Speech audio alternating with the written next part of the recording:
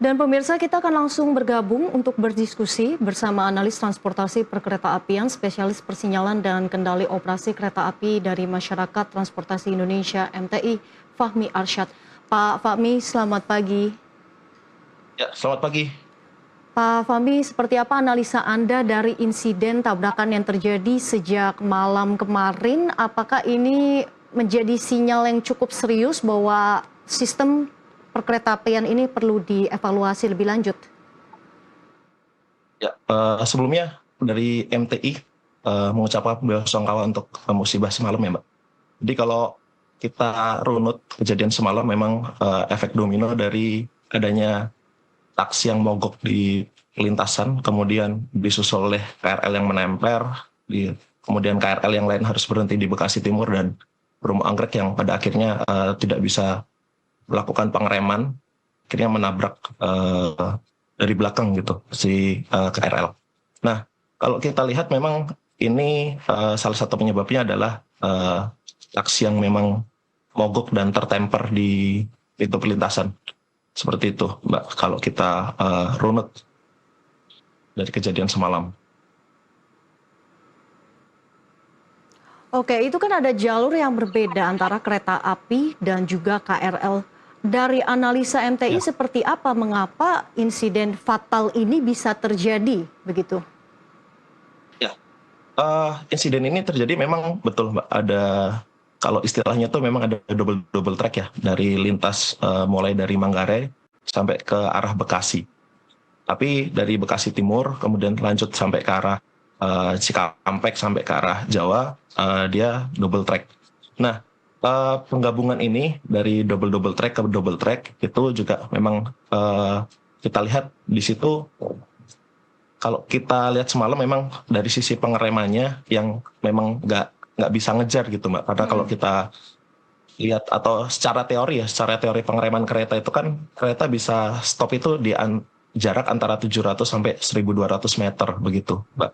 Nah, cuman memang kejadian semalam kalau kita lihat dari runtutannya, si masinis itu bisa melakukan pengereman di jarak kurang dari 500 meter. Artinya ada gap dengan kecepatan kereta yang memang lebih dari 100 km per jam. Artinya jarak pengeremannya harusnya sekitar 1 sampai 1,1 kilo gitu, Mbak. Karena terlepas dari memang besi ketemu besi, kemudian ada faktor yang lain ya, seperti basah Hmm. dan lain-lain, seperti itu, Mbak. Jadi apakah bisa dikatakan bahwa tabrakan yang terjadi pada malam kemarin memang tidak bisa dihindarkan begitu, Pak? Ya, kalau kita lihat atau kita coba runut dari kejadian, memang ini tanpa mendahului investigasi KNKT, memang kejadiannya ini sangat sulit untuk dihindari karena memang jarak pengereman yang terlampau dekat, kemudian ketika pengeremannya dilakukan secara sangat mendadak, maka gaya dorong dari gerbong atau kereta di belakangnya ini akan sangat berbahaya juga bagi kereta si Argo Bromo Anggrek, itu, Mbak. Karena Oke, memang berbeda ya pengereman kereta dengan mobil atau motor. oke. KNKT Gitu. juga akan melakukan investigasi kecelakaan kereta begitu ya di lokasi kejadian. Apa saja poin-poin yang menurut Anda ini perlu benar-benar dimonitor dan dianalisa lebih lanjut untuk bahan investigasi dari KNKT? Ya, kalau dari kami ada beberapa usulan, Mbak. Yang Ya. pertama adalah implementasi dari sistem yang komputeris seperti automatic ATP untuk proteksi. Jadi dari sisi bukan hanya mengandalkan human, tapi dari sisi komputer juga. Kemudian ditinjau juga bagaimana kecepatan kereta ketika dia melewati atau penggabungan dari double track ke double track tadi. Kemudian yang paling krusial sebetulnya adalah pintu perlintasan yang memang harus dikurangi ya, Mbak. Mungkin bisa dibangun flyover atau underpass. Kemudian perlintasan liar juga harus banyak yang ditutup gitu. Karena memang ini salah satu penyebab, dan ini nggak terjadi 1-2 kali, ini udah sering terjadi, tiap tahun terjadi efek kereta kecelakaan yang diakibatkan karena menempel benda atau mobil atau motor di area pintu perlintasan. Seperti itu. Oke. Dari MTI sendiri menilai hingga saat ini kan proses evakuasi masih terus berlangsung begitu ya untuk menyelamatkan korban penumpang yang terjebak di gerbong kereta. Apa yang menjadi kendala dan juga tantangan dalam proses evakuasi ini? Proses evakuasi kendalanya adalah dari sisi medan, kemudian kita lihat juga bagaimana kerusakan si Argo Bromo Anggrek lokomotif sampai masuk ke area gerbong wanita di KRL gitu, Mbak. Kemudian memang dengan kerusakan yang lumayan fatal, ini memang proses evakuasi butuh ekstra hati-hati gitu, karena memang kondisi kalau kita lihat memang cukup berbahaya gitu di area tersebut. Gitu.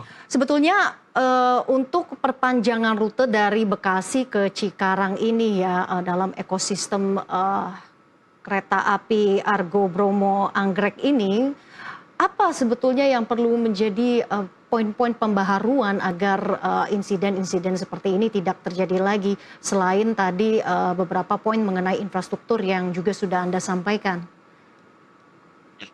Mungkin poin-poinnya adalah dari sisi kecepatan kereta maksimal, Mbak, untuk melewati area-area yang memang masih banyak dilintasi oleh KRL, kemudian terutama jarak antar kereta atau headway sih, Mbak, yang memang sangat pendek ya, Mbak. Dan ini ketika headway pendek, kemudian harusnya dilengkapi memang sistem komputeris, karena kita lihat jarak pendek, kemudian kecepatan kereta juga sangat tinggi, kemudian sistem pengereman kereta juga nggak bisa yang mendadak gitu, itu memang harus berkesinambungan dan secara kontinu dilakukan perbaikan gitu, Mbak. Infrastruktur maupun SOP untuk perjalanan keretanya. Oke, termasuk infrastruktur pendukung ya, tadi seperti yang disampaikan oleh Presiden Prabowo saat menjenguk para korban di RSUD Kota Bekasi, bahwa disampaikan oleh beliau, beliau telah menyetujui pembangunan flyover di dekat stasiun Bekasi Timur. Apakah menurut Anda ini suatu kebijakan yang tepat? Ya, kebijakannya sangat tepat, Mbak, karena memang pintu perlintasan ini kan satu hal yang sangat berbahaya ya. Kemudian nggak henti-hentinya juga dari komunitas, dari kementerian, dari KAI sendiri sebagai operator, bahwa pintu perlintasan ini memang kalau kita baca di Undang-Undang Lalu Lintas, Undang-Undang Perkeretaapian 23/2007 pun sama menyebutkan bahwa pintu perlintasan adalah area untuk melindungi perjalanan kereta gitu, dan harus mendahulukan perjalanan kereta. Cuman memang masyarakat kurang aware, kurang peduli sama poin ini, sehingga ketika lihat atau lewat pintu perlintasan tuh mereka banyak yang terburu-buru gitu. Dan memang dari sisi selain infrastruktur memang harus memang terus digaungkan bahwa memang pintu perlintasan itu untuk melindungi perjalanan kereta gitu, Mbak, dan harus mendahulukan perjalanan kereta memang. Oke, kita analisa dari kronologi paling awalnya. Ini kan terjadi karena taksi tertemper KRL di perlintasan begitu ya, yang mengakibatkan KRL-nya di stasiun Bekasi ini menunggu, kemudian KA Argo Bromo Anggrek datang dan menabrak dari belakang begitu ya. Nah, seberapa krusial sebetulnya agar tidak terjadi lagi begitu ya, ada moda transportasi lainnya seperti mobil ataupun taksi ini yang bisa akhirnya tertemper begitu di KRL yang akibatnya menyebabkan insiden fatal seperti ini? Ya, sebetulnya, Mbak, edukasinya juga bisa dilakukan atau dimulai dari driver-driver taksinya, Mbak. Karena kalau kita lihat, memang edukasi terhadap driver taksi ini mungkin masih belum maksimal. Karena kalau kita tahu bahwa kemungkinan besar driver-driver taksi ini dulu pakainya mobil manual, Mbak, dan bensin ya.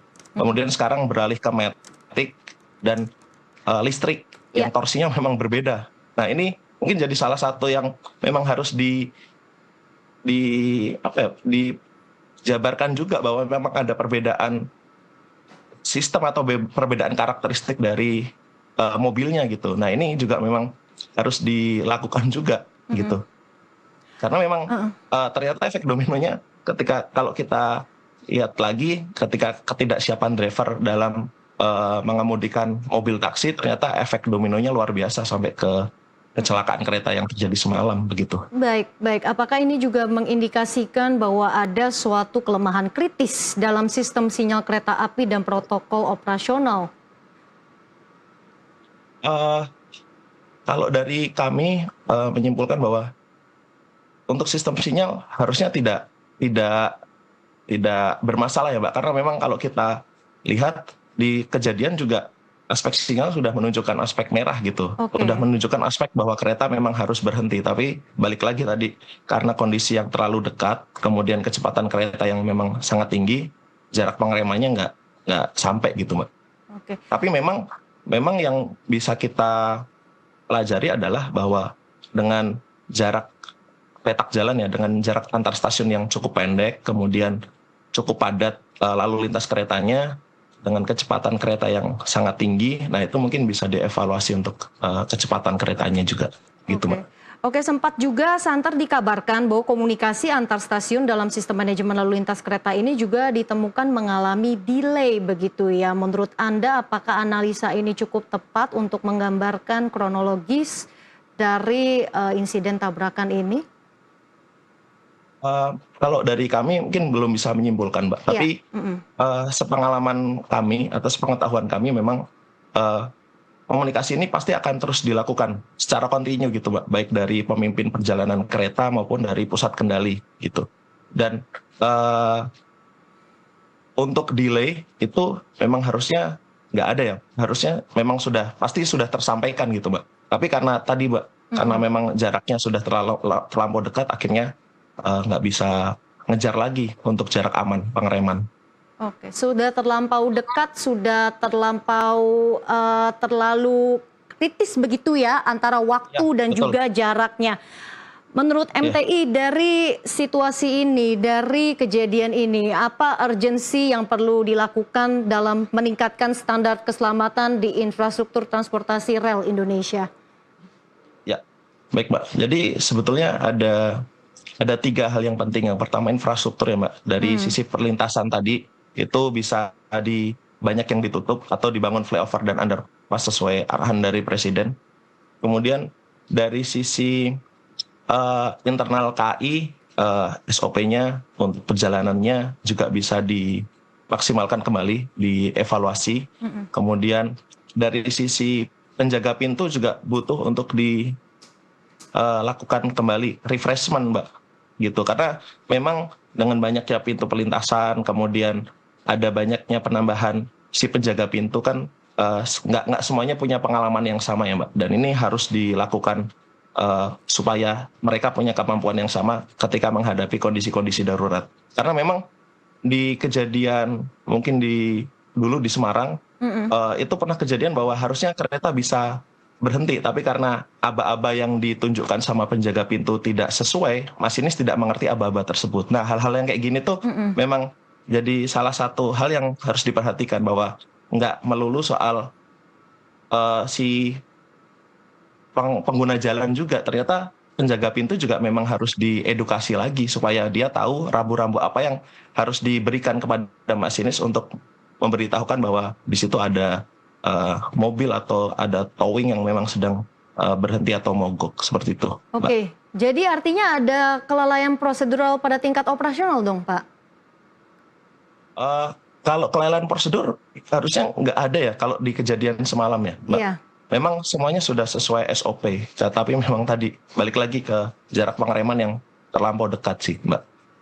Oke, sebetulnya kalau kita berkaca lagi terhadap protokol pemeriksaan infrastruktur juga ya, ini kan juga penting untuk Ya, dilakukan. Apa saja yang mungkin bisa untuk diperkuat atau dilakukan penyesuaian mungkin secara periodik dan komprehensif untuk agar tidak terjadi lagi ataupun juga mencegah kecelakaan-kecelakaan sejenis seperti ini.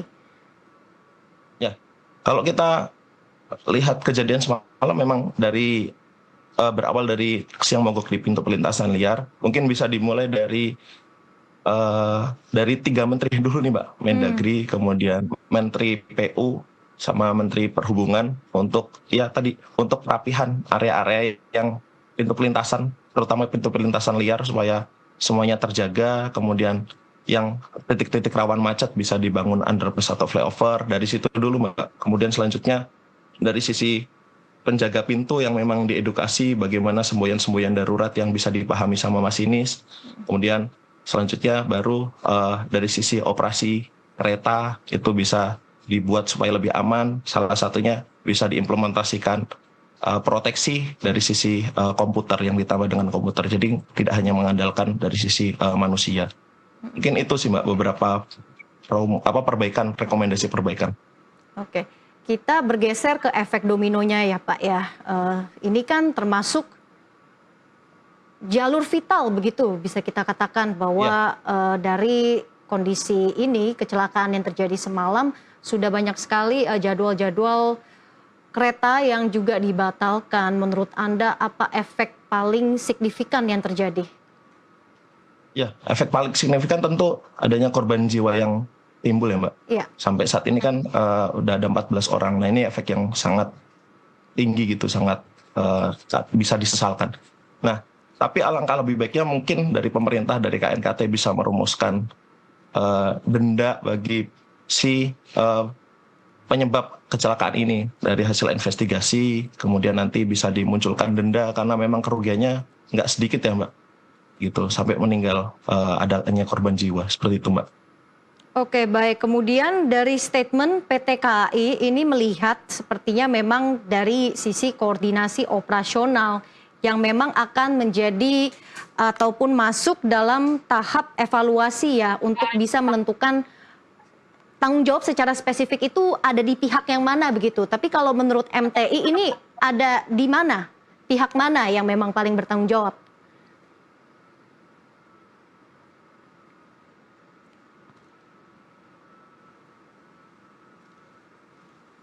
Ya Mbak, Baik. untuk yang paling bertanggung jawab itu memang kita masih harus menunggu dari rekomendasi KNKT Mbak, karena memang ini kalau kita lihat memang dari sisi SOP, dari sisi internalnya KAI, dari adanya pusat kendali yang ngasih info ke masinis, kemudian dari sisi pemimpin perjalanan yang ada di stasiun juga sudah memberi info, itu memang sebetulnya sudah SOP-nya udah sesuai Mbak. Cuman memang balik lagi nih Mbak, kita harus masih menunggu bagaimana rekomendasi dari KNKT ketika selesai investigasi. Oke, baik. Menurut analisa MTI sendiri, kira-kira efek dominonya akan berlangsung berapa lama? Karena kan jadwal kereta ini kan juga terganggu, kemudian proses evakuasi juga masih berlanjut hingga hari ini dan juga mungkin untuk perbaikannya ini kan juga akan memakan waktu beberapa hari bahkan beberapa pekan begitu ya. Seperti apa analisa MTI? Ya, kalau dari pengalaman KAI yang memang sudah puluhan tahun, harusnya kejadian ini mungkin akan sangat cepat sih Mbak untuk diproses dievakuasi, karena memang setelah evakuasi korban semua selesai, kemudian posisi kereta, kemudian lokomotif juga semua sudah steril, KAI pasti akan langsung memastikan jalur aman untuk dilewati. Nah setelah itu sudah bisa berlangsung normal kembali gitu. Tapi memang balik lagi Mbak, catatan-catatan terkait yang tadi nggak bosan-bosan kami bilang bahwa di pintu pelintasan memang mungkin jadi salah satu yang nanti harus langsung ditindaklanjuti Mbak, terutama di area-area yang padat atau sangat macet gitu Mbak. Apakah nantinya juga menurut MTI perlu ada instruksi lebih lanjut lagi kepada seluruh operator kereta api untuk agar melakukan audit secara menyeluruh terhadap sistem sinyal dan infrastruktur keselamatan yang ada, karena berkaca dari tadi ya poin-poin yang juga disampaikan bahwa sebetulnya kan dari sisi sinyal itu kan tidak ada masalah, dari protokol operasional kan juga sudah sesuai SOP, tapi penguatan apa yang mungkin perlu menjadi pembelajaran untuk kita semua? Ya, mungkin nanti bisa tadi Mbak ditambahkan computerized supaya semua itu nggak hanya mengandalkan dari sistem pengereman manual dari sisi masinis. Itu mungkin bisa jadi salah satu yang diimplementasikan. Kemudian perbaikan SOP, terutama harapannya memang double track ini bisa sampai ke Cikarang Mbak, full gitu, nggak sampai hanya Bekasi ya, kemudian gabung jadi double track lagi, itu kan efeknya juga lumayan gitu, sangat berbahaya gitu. Jadi alangkah baiknya memang perbedaan atau pemisahan antara kereta jarak jauh dengan KRL ini juga bisa ditindaklanjuti gitu Mbak, untuk segera dieksekusi gitu. oleh Pemisahan pemerintah. antara kedua rel ini seberapa urgent Pak harus segera secepat mungkin dilakukan begitu ya? Tidak hanya di lokasi kejadian saja di Bekasi, tapi mungkin di lokasi-lokasi lainnya agar kejadian serupa tidak terulang. Ya, kalau kita lihat seberapa urgent, tentu dari kami akan bilang sangat urgent ya Mbak, karena memang pertama lintas dari area Bekasi itu kan memang ada 3 jenis kereta yang memang rutin lewat ya Mbak, kereta jarak jauh, kemudian kereta barang, dan KRL. Mhm. Dan KRL ini juga nggak padat gitu, itu sangat diminati dan sangat ramai gitu, bahkan sampai di Cikarang kan. Nah, ini kenapa jadi sesuatu yang urgent, karena memang harus dipisah, karena kereta jarak jauh ini top speed-nya jauh lebih tinggi daripada KRL. Sedangkan KRL juga ngejar headway Mbak, atau jarak antar kereta yang memang nggak boleh terlampau lama juga gitu. Dengan pemisahan, otomatis perjalanan kereta jarak jauh juga bisa makin aman, KRL juga makin jarang untuk dilakukan persilangan atau penyusulan gitu. Jadi untuk proses operasional pasti akan jauh lebih smooth gitu ketika dilakukan pemisahan. Ada tidak lintas rute lainnya yang mungkin bisa menjadi benchmark atau contoh begitu ya untuk bisa dilakukan nih antara pemisahan dua rel ini, karena mengingatkan kalau Bekasi Cikarang ini kan juga cukup tinggi kepadatan lalu lintasnya begitu. Ya, kalau sampai saat ini belum ada ya Mbak, karena memang yang dibangun double track itu hanya dari arah Manggarai sampai ke arah Bekasi saat ini. Rencananya kan sampai Cikarang, Cikampek gitu, bahkan semuanya double track gitu. Cuman memang kalau di kereta di Indonesia sendiri belum ada yang pemisahan seperti itu Mbak. Hanya baru di lintas Bekasi tersebut. Oke. Selain infrastruktur dan juga fasilitas, mungkin terkait standar keselamatan apa saja yang perlu diperbaiki, Pak? Kalau standar keselamatan tentu dari Kemenhub itu, kemudian dari operator-operator kereta juga sudah rutin sih Mbak untuk dilakukan adanya refreshment ya. Kemudian ada SMKP juga, Sistem Manajemen Keselamatan Perkeretaapian, yang punya standar yang sangat tinggi Mbak.